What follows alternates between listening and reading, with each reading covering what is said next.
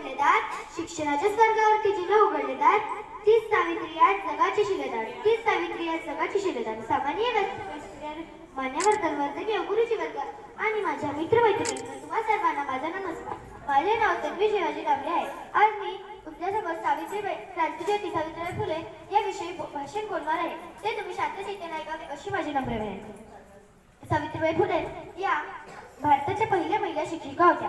त्यांचा जन्म 3 जानेवारी 1831 रोजी सातारा जिल्ह्यातील नायगाव येथे झाला. त्यांच्या वडिलांचे नाव खंडोजी नेवसे पाटील व आईचे नाव लक्ष्मीबाई असे होते. त्यांचा विवाह वयाच्या 9व्या वर्षी ज्योतिबा फुले यांच्याशी झाला. त्या काळी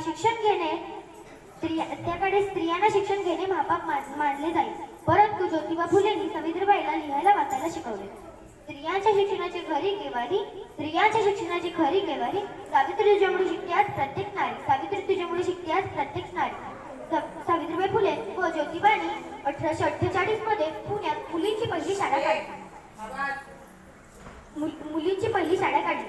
त्या शिकवायला जात असताना त्यांच्यावर लोक चिखल दगड शेण फेकत, पण त्या मागे हटणार नाही. त्यांनी गरीब दलित अनाथ विधवांना आधार दिला.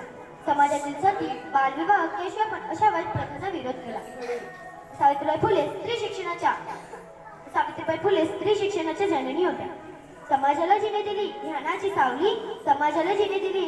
सावली, धन्य ती क्रांतिज्योती सावित्री मावली, धन्य ती क्रांतिज्योती सावित्री मावली. आज आपण शिकत आहोत, पुढे जात आहोत, त्यामागे सावित्रीबाईंच्या त्यागाची शिळा नाही. सावित्रीबाई फुले या अन्यायाविरोधी लढणाऱ्या क्रांती होत्या.